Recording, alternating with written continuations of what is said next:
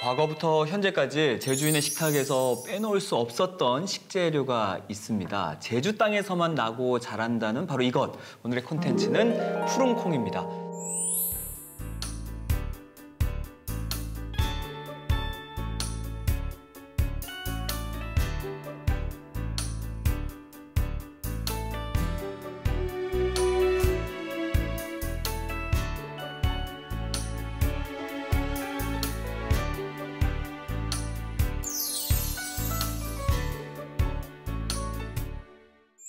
자, 오늘 푸른콩에 대해서 함께 이야기 나눌 세 분 먼저 인사드리겠습니다. 세 분 어서 오십시오. 네, 안녕하세요. 네. 반갑습니다. 네. 자, 한 분 한 분 소개 좀 해주시면 좋을 것 같아요. 네, 저는 이제 푸른콩 된장을 먹고 아직도 잘하고 있는 제주 토종 고기협입니다. 국립농산물 품질관리원에서 근무하고 있고요. 오늘은 푸른콩과 토종 종자에 대해서 이제 이야기를 해보도록 하겠습니다. 푸른콩을 지키고 있고 그 다음에 푸른콩 된장을 만드는 업을 하고 있습니다. 네, 반갑습니다. 네, 반갑습니다. 네, 마지막으로. 네, 제주 농민들이 생산한 푸른콩과 그리고 김인세 대표님 같은 된장 만드시는 분들이 만드는 푸른콩 된장을 가지고 맛있는 음식을 만드는 특히 제주도 전통 음식을 공부하고 있는 양용진입니다. 네, 아유, 반갑습니다. 근데 오늘 보니까 김민수 대표님 굉장히 바쁜 시기에 나와주셨다고 들었거든요. 네, 요즘 많이 바쁘시죠?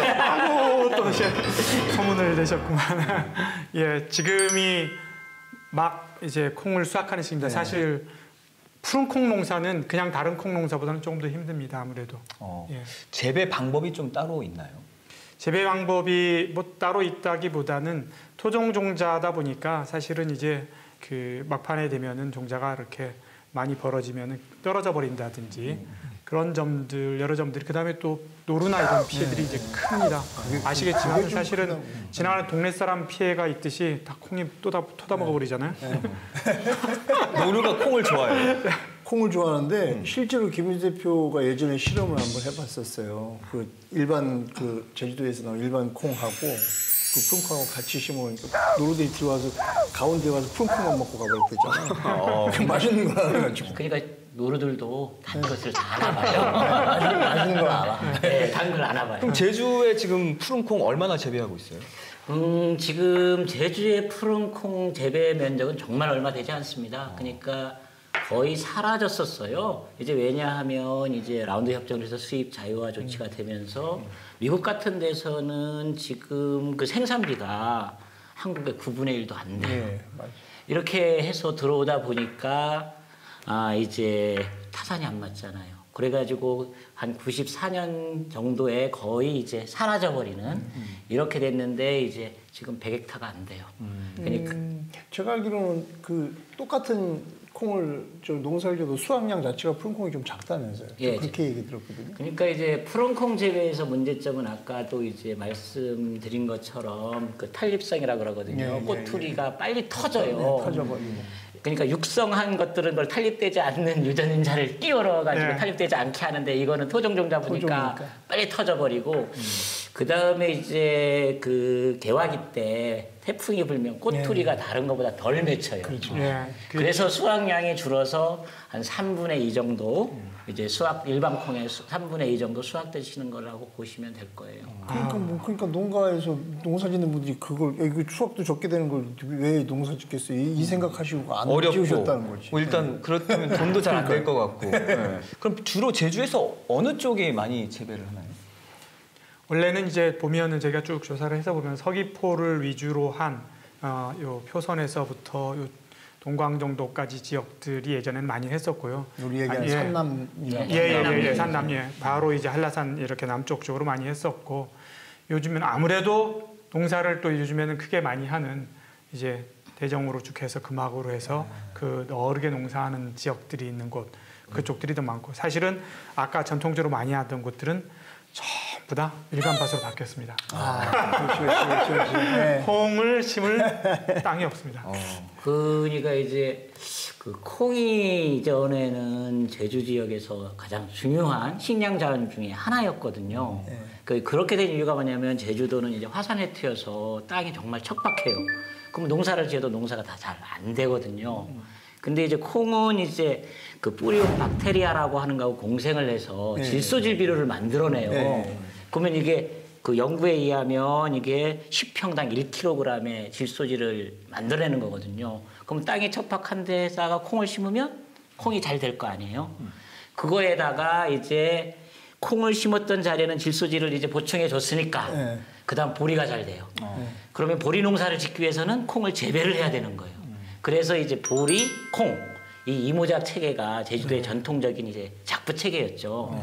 그러니까 그 옛날 어르신들이 그러더라고요. 너 콩농사 짓는 건 땅심 기른다고 그렇게 말씀하시더라고요. 그러니까 주 목적은 아니었던 거고. 그러니까 일단 먹기도 하지만 땅심을 기르기 위해서, 그러니까 땅의 영양분을 공급하는 자연 비료를 주기 위해서였다고 말씀을 하시더라고요. 어쨌든 그거는 보리를 잘 키우려고 했던 거잖아요. 주곡인 보리도 잘 키워야 주곡은 되고. 이제 보리고 그러다 보니까 콩이 그러니까 그 용도를 이제 다양하게 해서 썼던 거죠. 육지에 비해서는 훨씬. 그럼 이 푸른 콩이 제주에서만 제가 아까 나고 자란다 했는데 맞는 거죠? 맞습니다. 토종 종자네요. 예, 토종 종자죠.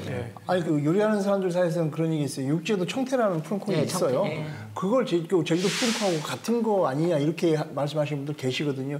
근데 실질적으로는 그게 좀 다르거든요. 그러니까 맛도 좀 달라지고 그 성질이나 이런 것도 확실히 다르다는 걸 느껴요. 그리고 보면은 모양도 다르고요. 네. 이제 여러 가지 그냥 뭐 이렇게 예를 들면은 한눈에 확연히 이제 달라지는 것들을 보이고요. 그리고 말을 들으면 알지 않을 수가 있고 어디 가기는 무슨 푸른 독색이 콩이니, 콩 먹는 콩이니. 그래서 한번 사진을 좀 준비해 봤는데 저는 잘 모르니까 한번 맞는지 한번 봐주세요. 지금 화면에 나오는 게 화면 왼쪽부터 보면 이것도 푸른 콩이고 내가 봤을 때 가운데 푸른 콩. 아, 세 번째 사진은 완두콩 같아요. 완두. 네. 저건 저희도 보리콩이라고 네, 해요. 보리콩입니다. 네. 그런 거. 그럼 제가 봤을 때 첫 번째 아니 두 번째가 푸른 콩인데 두 번째 사진이 푸른 콩 같은데. 맞습니다. 네. 그럼 첫 번째는 이게 뭐죠? 저건 무슨 녹두구나. 녹두구나. 예. 녹두, 맞아요. 푸른 콩, 완두네요. 예. 보리콩, 완두콩은 저 깍지째 그냥 쪄가지고 거기 이렇게 맞아, 빼서 맞아. 먹잖아요. 그러니까 그만큼 깍지가 쉽게 잘 안 벌어지는 거고. 왜 보리콩이냐면 보리 익을 때 이제 저거 수확한다고 해서 보리콩이라 그래요. 제주도에서는. 예. 근데 이제 푸른 콩은 확실히 좀 벌어지는 그 깍지나 이런 것들도 보면 수확할 때 보면 다 이미 반 이상 벌어진 것들이 막 보이고 그래서 아 이거 떨어진 거 주워야 되는데. 아이고 옛날에 보면 저기 그 우리 저 농사짓는 할머니들이 아이고 이거 정말로 터는 거 반 줍는 거 반이라고요. 근데 저희 원래 푸른 콩이라고 부르는 건 맞나요? 왜냐하면 저는 그러니까요. 어렸을 때 저희 할머니는 뭐 푸린 콩이라고도 했던 것 같고. 그러니까 이게 뭐 우리가 푸른색을 그냥 이제 풀이라 해서 그냥 푸른 콩, 푸린 콩 이렇게들 보통 얘기를 당연히 이제 그렇게 부른 게 되죠. 이제 사실 이름이 집에서 하나가 아닌 거잖아요. 이제 귀여운 아이일수록 뭐 엄마가 부를 때는 뭐 아빠가 부를 때는 뭐 이렇게 한 것처럼 사실 이게 푸른 콩은 그냥 저희들 그냥 보통 보면 장콩이라고도 많이 합니다. 장콩. 왜냐하면 딱 듣는 순간에 장콩이 왜 장콩인지 아시겠죠? 장을 담을 때 장콩이고 아까 뭐 우리가 잎을 따먹으니까 그냥 우리말로 콩섭 토다 먹는 콩. 경 이렇게 부르는 분들도 있고 그다음에 푸른 콩은 아까 봐서 색깔이 푸르니까 검은 콩은 색깔이 검으니까 또 모양이 이렇게 또 보면 아주 동그랗지도 않고 약간 달걀처럼 이렇게 좀 타원형이 들어요. 그래서 그걸 독세기 콩, 달걀 콩이라고 하죠. 두 개를 다 합쳐서 푸린 독세기 콩 뭐 이렇게도 얘기하고 뭐 사실은 이런 이름만 보더라도 이게 토종이 아닐 수가 전혀 없는 거예요. 그래서 재래종 있잖아요. 그러니까 학자들이 가서 재래종 수집을 할 때 보면 조사할 때 보면 이름이 다 이렇게 나와요. 다 달라요. 마을마다 다르고 마을마다 다르고 다 다르고 그래서 나중에 그거를 그 개통으로 해서 묶어가지고 이제 나오거든요. 그러면 제주도에 오름에 검은 오름이 7개가 있는 것처럼 똑같은 현상이에요. 장콩이라는 명칭은 서귀포 쪽에서 주로 많이 했고요. 이게 삼북 쪽에서는 사실 푸른콩을 많이 못했기 때문에 산북 쪽에서는 푸른콩 가지고 장을 많이 못 만들었다고 얘기를 하더라고요. 우리 지금 얘기하는 그 콩나물콩 그거 가지고 만들어서 장콩이라는 이름은 주로 서귀포 지역에서 많이 불렀다고 하고 그 푸른 독세기 콩 같은 경우는 그 최근에 이 푸른콩이 사람들이 좋다는 게 알려지면서 자연스럽게 그 명칭을 전부 부르는 사람들이 많이 늘어났다고 저는 그렇게 얘기 들었습니다. 우리가 음식을 할 때 중요한 게 어쨌든 장 아니겠어요? 간장도 있고 된장도 있겠지만 그러니까 제주밥상에서 이 푸른 콩이 빠질 수가 없었던 거네요. 당연하죠. 예. 그러니까 기본적으로 얘기해서 제주 음식은 된장이 들어가는 음식과 안 들어가는 음식으로 나눠요. 크게 나눠서. 그만큼 이제 제주에서 된장을 빼놓고 음식을 얘기한다 그러면 양윤희님 선생님을 빼고 음식을 얘기하는 거야. 그 정도. 그러니까 그 육지에서는 거죠. 메주를 이용해서 된장도 만들고 간장도 만들고 뭐 또 된장도 종류가 여러 가지가 있어요. 육지에는 무슨 뭐 비지장도 만들고 무슨 장 지뢰장 만들고 장을 일단 한번 그 메주 된장을 만들어 놓고 그걸 다시 한번 재발효시키면서 만드는 된장도 굉장히 많은데 제주도는 그게 없거든요. 오로지 그냥 딱 된장인데 한식을 얘기할 때 한식은 장맛이라고 얘기하잖아요. 근데 실질적으로 우리나라에서 일반화되어 있는 된장 가지고 만드는 음식 가만히 생각해 보면 몇 개 없어요. 활용도가 낮아요. 그러니까 다른 지역을 가면 기껏해야 뭐 강된장 만드는 거 정도, 된장 좋지, 된장찌개 만드는 정도예요. 나물도 된장으로 무치는 경우가 생각보다 많지 않습니다. 근데 제주도는 모든 나물을 다 된장으로 무치고요. 하여튼 그 된장 가지고 물에도 된장으로. 네, 그러니까 여름에 그래서 냉국 문화가 우리나라에서 가장 냉국 문화가 발달한 데가 사실 제주도입니다. 네, 여름에 우리는 뜨거운 국을 잘 먹어본 적이 없고 별로 없거든요. 이열치열로 어쨌든 뭐 생선국 같은 건 좀 뜨겁게 먹었지만 된장 가지고는 그냥 물에 풀나게 춘다리 조금 그렇게 먹는. 그러니까 제주에서 콩이 굉장히 중요했던 거네요. 그렇죠. 그러니까 된장 같은 경우에는 이제 노동을 할 때 있지 않습니까? 우리가 이제 어릴 때 밭에를 가게 되면 반찬을 갖고 가야 되잖아요. 그러면 찌개 비슷한 음식을 가져간다 한번 생각을 해보십시오. 그럼 국물이 갖다가 이제 세 개 있고 그릇도 커야 되고 하는데 된장을 먹는 문화에서는 뭐만 가져가겠습니까? 된장하고 물만 가져가요. 그 다음에 이제 왜 있으면 이제 왜 하나 정도 가져가서 거기서 썰어 먹으니까. 물도 사실은 이게 물 많이 나오는 동네에서는 물도 안 가져가요. 종지에다가 된장만 딱 담아놓고 이게 뚜껑 덮는 종지 하나 가지고 그러고서 그냥 차롱에다가 밥만 담으면 되니까 차롱에 밥 넣고 그 옆에다가 된장 종지 하나만 넣고 그러고 그냥 가거든요. 그럼 밭에서 일하면서 밭에서 무슨 여름철 같은 경우는 칡잎 같은 것도 따서 쌈 싸 먹기도 하고 그다음에 아까 얘기한 왜 물레 같은 거 노각 이거 나오면 그냥 그 자리에서 썰어서 먹고 뭐 그래서 실제로 그 여름철에 지금으로 치면 도시락 반찬 걱정을 안 하고 살았잖아요. 된장 하나 때문에. 그러니까 뒤집으면 그만큼 바빠서 노동력을 할 시간을 뺏지 않기 위해서 그러지 않으면 살지 못해서. 글쎄요. 근데 그런 것들도 물론 있지만은 제가 생각을 해서 보면은 또 정말로 그게 믿을만하고 내 음식이 되니까 한 거 같아요. 그러니까 왜냐면 아까 그렇게 먹어도 그러니까 된장국 그 국을 물에 풀어가지고 밥만 먹어도 우리가 말하는 이제 그 지방, 탄수화물, 단백질, 단백질 이게 이제 단백질까지는 됐던 거예요. 지방까지는 말하지 못하지만 그렇게 해서 넘길 수 있었으니까 그런 문화가 이제 발달될 수 있었다고 볼 수 있겠죠. 전국을 통틀어 가지고 된장을 날로 먹는 끓이지 않고 먹는 지역은 제주도밖에 없잖아요. 네. 그게 가장 중요하다고 봐요, 저는.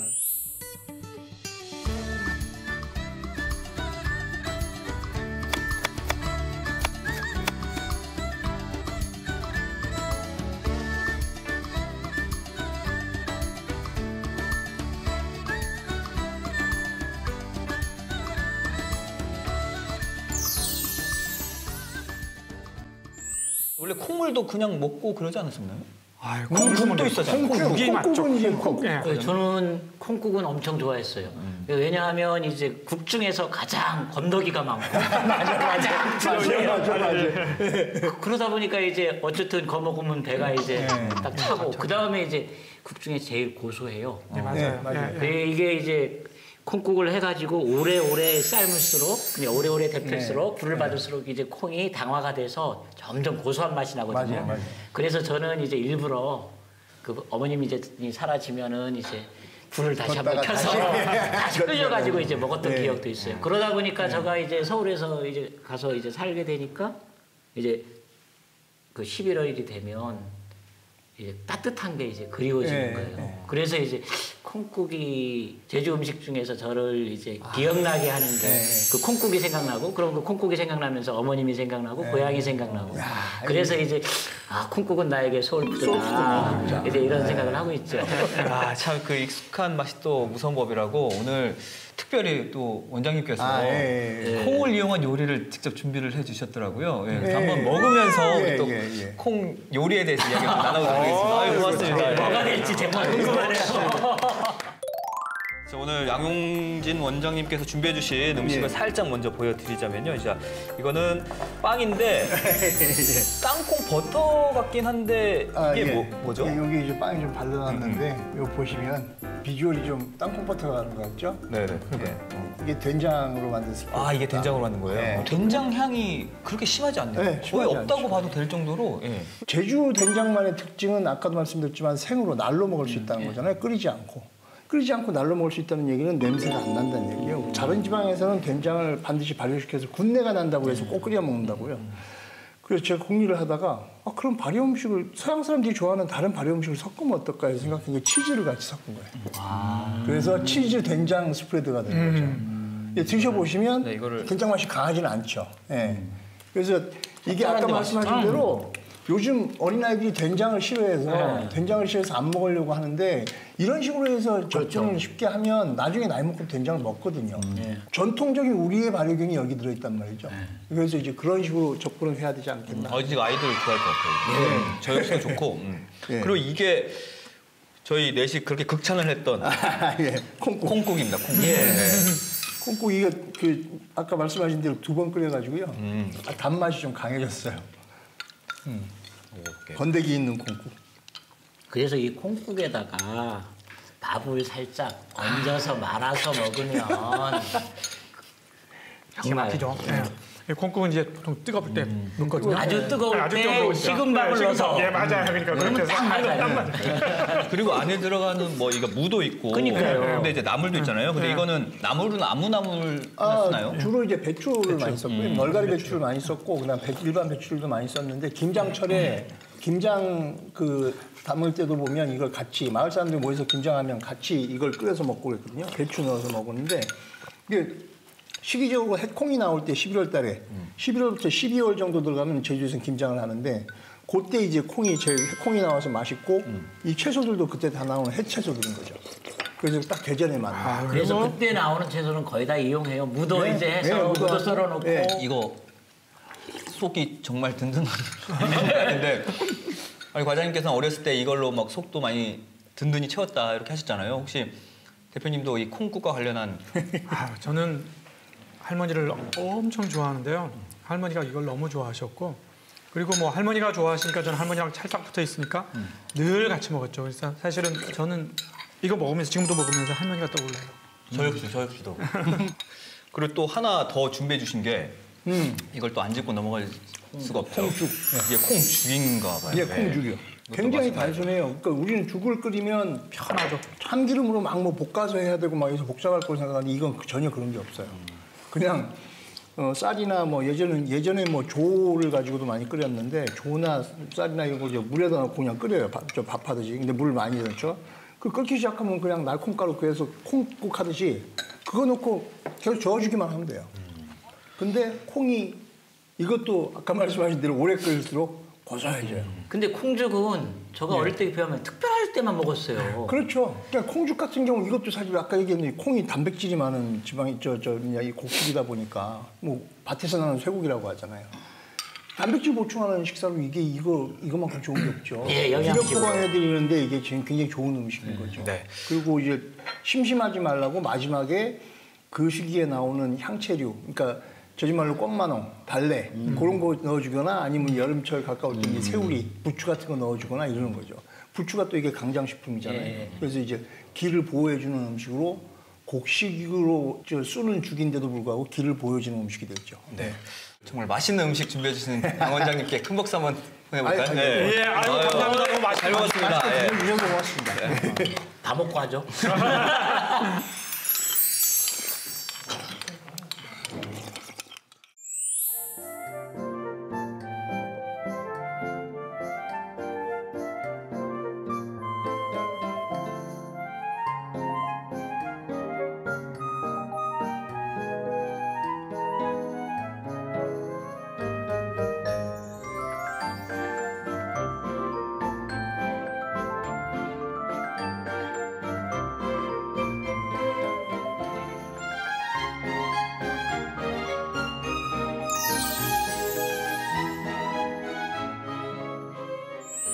대표님께서는 그 제주의 맛, 특히 특히나 이제 사라져가는 제주의 맛을 이어가기 위해서 굉장히 많은 노력을 하고 계신다면서요. 토종종자 하나 사라지는 것, 우리가 주변에 친숙했던 음식 하나가 사라지는 것이 정말로 엄청 큰 일이구나. 왜 사라지느냐 뭐 등등 이런 것들에 대한 부분들을 얘기를 하나씩 풀어나가기 시작하는 사람으로 요즘 변해가고 있죠.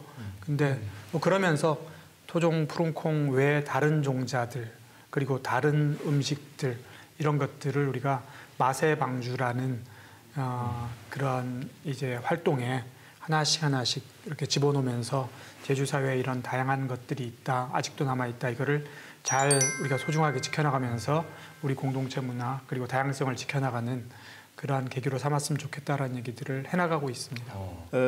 방금 맛의 방주라는 거 말씀하셨잖아요. 그러니까 이탈리아에서 미국의 유명한 햄버거 체인이 이탈리아 들어오면서 그거에 반발심으로 그 정크푸드 우리 안 먹는다 해서 생겨난 슬로우푸드 운동이라는 게 이탈리아에서 시작이 됐는데 그 이탈리아의 그 슬로우푸드 운동을 하시는 분들이 모여서 그러면 지금 막 산업화되어 있는 패스트푸드에 반대가 되는 진짜 각 고을마다 나름대로 특색 있는 음식들이 있었을 텐데 그걸 찾아보자 해서 찾아 나선 게 맛의 방주라는 프로그램이에요. 그때 그 슬로우푸드라는 걸 알고 맛의 방주라는 걸 알아서 혼자 개인적으로 그러니까 우리나라에서 인정받는 것도 중요하지만 세계적으로 이 푸른콩장이라는 걸 인정받는 게 중요하다고 생각해서 개인적으로 그걸 찾아서 맛의 방주에 등재 신청을 해서 우리나라의 맛의 방주에 등재되어 있는 품목이 한 120가지 정도 되는데 1호가 바로 지금 푸른콩 된장입니다.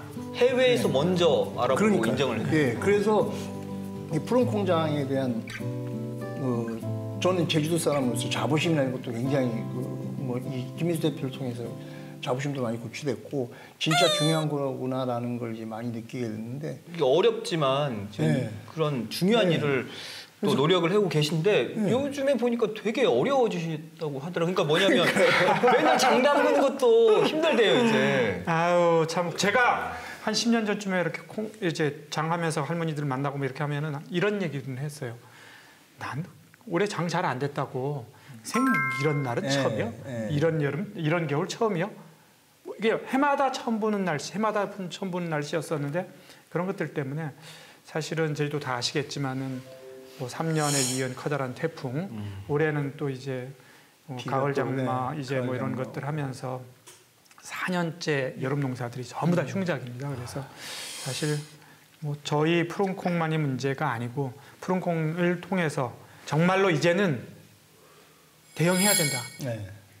더 이상 이제 주저할 시기가 없다. 이런 얘기를 우리가 해야 되는 세상이 됐습니다. 콩 하나로 인해서 그걸 이제 생산되는 걸 보면서 기후 위기를 우리가 느낄 수 있을 만큼 심각해졌다는 게 그러니까 이제 지금 농업이 이제 어떤 양태로 이제 바뀌었냐 하면은 전부 다 이제 자본주의화 시대에 되면서 그 돈을 많이 벌기 위해서 다 이제 많이 심고 많이 생산하고 그러니까 획일화되고 그렇게 하는 방식으로 다 바뀌었어요. 그러니까 그 말은 뒤집어서 말하면 그 다양성이라고 하는 게 다 사라졌다는 말이죠. 그러다 보니 뭐 어떤 문제가 이제 발생하냐면 생태계의 다양성이 사라지고 그렇게 획일화되게 재배를 하려면 그리고 소비자들도 그 획일화에 맞춰요. 무슨 말이냐면 품질에 대해서 우리 이전에 감귤 먹을 때 뭐 1번과 9번과 생각 안 했었잖아요. 상품 팔기 시작하니까 1번과 9번가가 생긴 거잖아요. 그러니까 상품이라고 하는 게로 이제 거래가 되면서 농작물이 차등을 주고 실질적으로 생산한 거에 60%밖에 상품이 되지 않는 현상. 그러면 40%는 다 버려지고 이거는 전부 다 이제 기후의 이제 쓰레기 문제가 되는 거고 이제 그 기후 위기로 이제 연결되는 거잖아요. 탄소 문제가 연결돼서. 이제 이렇게 이제 변하고 있는 와중에 그 기후 지금 변화가 아니라 기후 위기입니다. 예, 위기입니다. 그 위기가 오면 어떤 문제가 발생하냐면 이렇게 만들어진 육성된 제품들은 획일화된 유전자를 갖고 있어요. 그 바나나 같은 경우에도 이제 우리가 이제 1960년대에 아주 달콤하고 향도 좋았던 품종이 있었어요. 근데 그게 이제 파나마병으로 인해 가지고 전 세계적으로 다 5년 만에 다 작살이 났어요. 그러면 이 토종종자가 이제 갖는 의미는 뭐냐면 이렇게 획일화되는 거에서 다양한 다양하다는 건 뭐냐면 그런 기후 위기에서 살아남을 수 있는 그런 씨앗들이 남는다는 얘기예요. 어떤 품종은 그 병해 그렇죠. 중에 변화에 쓸 수도 살아남고. 있고. 그렇죠. 그래서 이제 그런 의미에서 이제 토종종자가 갖는 의미가 우리 기후 위기 시대에 어쩌면 우리 생명줄을 이어줄 그런 종자가 아닌가. 그런 의미에서는 그러면 이런 토종종자가 살아남아야 되잖아요. 토종이라는 게 저는 그렇게 생각해요. 토종이라는 건 말 그대로 그 땅에 가장 적합화되어 있는 작물을 얘기하는 거잖아요. 근데 그 적합화되어 있는 거를 생산량이 조금 모자라다고 해서 그걸 포기해버리고 지금 뭐 새로운 거 품종 개량했다고 해서 어떤 것에서부터 개량되어 있는지도 모르는 그 뿌리를 알 수 없는 그런 것들이 우리 그 생활 전반에 깔려 있다는 걸 생각하면 그럼 나는 어디서부터 왔나를 생각하게 되고요. 그럼 그런 얘기 있잖아요. 내가 먹는 음식이 내가 되는 거잖아요. 그럼 이거 정체불명의 음식을 내가 먹으면서 내 정체성을 유지하겠다는 것 자체가 물론 너무 철학적이라고 볼 수도 있지만 그 모순 아닌가 싶은 생각이 들고요. 그래서 푸른콩이라는 건 이미 우리가 이 세상에 태어나기 전부터 제주도에서 몇백 년 전부터 며칠 언제부터 내려왔는지 모르지만 꾸준히 내려왔던 거고 그게 지금 이제 소멸 위기에까지 이르러가지고 사라질 위기에 있다는 건 야, 그럼 우리의 뿌리도 사라지는 거 아닌가 하는 그런 생각이 들고 그래서 김인수 대표 만나서 그 푸른콩을 지키고 그걸 가지고 또 진짜 제주도 방식대로 제주도가 된장을 만드는데 우리는 무조건 매주 한 가지만 생각하는데 매주에다가 뭐 이것저것 섞어서 다른 것도 섞고 뭐 이런 식으로 해서 제조 방법이 여러 가지도 있었다고 그래요. 그런 것들을 유일하게 지키고 있더라고요. 그런 점에서 우리도 좀 생각을 좀 해봐야 되겠다. 그런 점이 좀 많이 좀 느껴졌고. 그러니까 이게 하나의 뭐 먹을거리가 사라지는 게 아니라 정말 제주의 특색, 예, 문화가 예. 사라진 맞아요. 거니까요. 예, 예. 정말 중요한 일이거든요. 예. 그럼 우리가 어떤 노력을 좀 해야 될까요? 앞으로도? 토종종자는 이런 거예요. 그러니까 예를 들어서 홍이 재배되기 시작한 게 BC 이제 3,000년 전이라고 시작을 해요. 그러면 그때부터 우리 조상들이 매년마다 개체 선발을 한 거예요. 좋은 콩씨, 튼실한 거, 잘 된 거. 그래서 그걸 씨 찰리에 넣었다가 내년에 뿌린 거예요. 그러면서 쭉 해서 나오니까 그게 어떻겠어요? 그 지역에는 가장 적합한 품종인 거죠. 그 지역에서 할 때는. 그러면 적합한 품종이 재배되기 때문에 병충해가 덜하고 거기에 들어가는 생산자재가 덜 들어가는 거예요. 그렇다라고 하면 친환경 농업할 때도 이제 하면 기본 조건이 씨앗은 그러니까 GMO 종자 안 돼, 유기 종자만 돼. 이왕이면 토종 종자로 해. 그죠? 이거 있거든요. 근데 토종 종자가 없어요. 왜 없게 됐냐면 이거는 우리가 이제 다수학 위주로 이제 가게 되면서 육성 품종 아까도 얘기했지만 육성 품종이 이제 들어오게 되고 그 화학 비료라고 하는 것들을 이제 쓰게 되고 화학 비료에서 이제 양을 이제 육성 품종 많이 늘리니까 그렇게 되면서 더 중요한 건 뭐냐면 이전에 아까 선배님들처럼 해서 종자 주권이 그때는 농민에게 있었는데 그거부터는 뭐야? 씨앗은 다수학 품종 사서 뿌려야 되는 거야? 라고 하는 게 30년 만에 굳어졌어요. 그래서 이제는 채소 씨앗을 내가 채종해서 뿌리겠다는 생각 가진 사람은 한 명도 없죠. 그래서 전부 다 종자는 종묘사에서 사야 되는 걸로. 그럼 종자 주권이 벌써 농민에게서 종자에서 넘어갔다는 걸 뜻하는 거죠. 그만큼 돈도 많이 들어가고요. 예를 들면 지금 파프리카 씨앗 1g이 12만 원이에요. 1g이에요? 예, 1g이에요. 금매 2.5배예요. 그러면 그걸 어쩔 수 없이 사야 되는 거예요. 이제까지는 이제 지가 채종해서 썼었는데 30년 동안에. 그런 문제에다가 아까 친환경 문제, 그다음 생태계에서 차지하는 다양성 문제, 그리고 이제 이게 식문화까지 연결된 문제. 그러면 아까처럼 이게 우리가 의식만으로 토종종자 살리자 이렇게 해서는 되지 못해요. 어차피 이게 자본주의 사회에서 돌아가는 꼴이기 때문에 그러면 이제 예를 들어서 이제 여기는 푸른콩 된장이 뭐 지리적 표시품으로 해서 등록이 돼서 만약에 등록이 되면 이제 어떤 현상이 발생하냐면 제주 푸른콩 된장을 쓰는데 제주자를 다른 데서는 아무 데도 못 붙여요. 못 쓰게 되지. 그러면 이게 자기 이제 원산지를 보호하는 거잖아요. 이렇게 보호하면서 그때 관리 조건에다가 우리는 유기농 콩으로 한다. 이제 이렇게 되면 우리가 이제 만약에 그 광고 문구를 낼 때 제주가 친환경적으로 키운 푸른콩을 제주 할망이 장을 담았던 방식대로 제주한 콩. 뭐 이런 식의 브랜드를 달면 그래서 그게 팔리고 장사가 돼서 그런 성공 사례가 다른 쪽으로 전파될 수 있었으면 제주 농업을 위해서도 좋은 거고 그다음 그렇게 하면 그쪽 재배를 할 때는 비료라든지 이제 농약이 이제 덜 들어가기 때문에 지하수 오염까지도 막을 수 있고요. 그래서 이런 차원으로 넓혀가는 게 바람직하지 않느냐는 정말 생각을 좀 현실적인 조언을 해주시는 것 같아요. 원장님 어떻게 생각하세요? 그러니까 이분이 이미 산업화된 사회에 살고 있는데 다시 옛날로 돌아가자. 이건 사실상 현실성 없는 얘기인 거고 아까 말씀하신 대로 그럼 우리 스스로 이 푸른콩이 우리 거였던 우리 이 푸른콩에 대한 부가가치 우리 스스로 높이는 작업을 계속 해야 된다는 거고 지금 고 과장님께서도 말씀하신 게 사실 그 맥락이라고 보고 있고 지금은 주부님들이 집에서 요리를 잘 안 하잖아요. 이제 뭐 밀키트가 무슨 HMR이다 뭐 그다음 뭐 딜리버리 서비스 해가지고 집에 시켜 먹고 막 이런 게 많은데 소비자들이 그걸 요구하는 것도 하나의 방법이에요. 좀 푸른콩인가 뭐 그런 걸로 만든 뭐가 있던데 그거 파는데 어디 있어? 찾기 시작하면 장사하는 사람들은 그 소비자들이 찾으면 또 쫓아갈 거거든요. 그러니까 요리하는 사람들도 그런 것들을 자꾸 개발해서 특히 저는 이제 제주도에 이제 새롭게 제주도에서 요리를 하겠다고 시작하는 친구들한테 자꾸 그런 얘기를 하거든요. 제주도 식재료 먼저 공부를 해라. 제주도 식재료 공부하고 제주도 음식을 제주도 안에서만 할 수 있는 음식들을 만들어야 된다. 이걸 자꾸 강조를 하거든요. 그래서 제 입장에서는 그게 푸른콩을 비롯한 제주 전체 같은 산업을 살릴 수 있는 외식 산업을 살리고 관련 산업들을 살릴 수 있는 길이라고 생각을 해요. 네.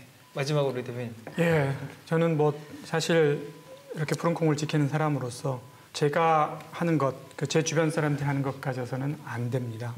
사실 이렇게 요리사, 그다음에 이렇게 전문가, 그리고 이것을 같이 보고 계신 여러분의 시청자들이 사실은 저희의 공동 생산자들입니다. 그렇죠. 예, 그분들이 선택해주고 그분들이 더 한 가지씩 같이 소비를 해주면서 이거를 생산할 수 있도록 끌어줘야만이 같이 이것을 해나갈 수 있습니다. 절대 이렇게 혼자 할 수 있는 일이 아니고 그래서 이렇게 다양한 사람들을 모았다고 생각합니다. 같이 해주셔야 세상을 우리가 이어나갈 수 있습니다. 오늘 뭐 그런 얘기가 됐으면 좋겠습니다. 네, 정말 뭐 제주를 대표하는 먹을거리는 참 많죠. 뭐 흑돼지도 있고 많잖아요. 오메기떡도 있고 그런데 오늘 우리가 이야기 나눈 푸른콩만큼 제주인의 삶과 또 뭐 지혜가 담긴 정말 귀한 먹을거리가 또 있을까 다시 한번 생각해 보는 시간이었던 것 같고요. 정말 제주의 토종 종자 푸른콩 또 그 콩으로 만든 푸른콩장 우리 시청자 여러분들도 많은 사랑해 주시면 고맙겠습니다. 또 함께해 주신 세 분 진심으로 감사드리고요. 네, 저희는 다음 주에 유익한 콘텐츠로 찾아뵙겠습니다. 고맙습니다. 고맙습니다.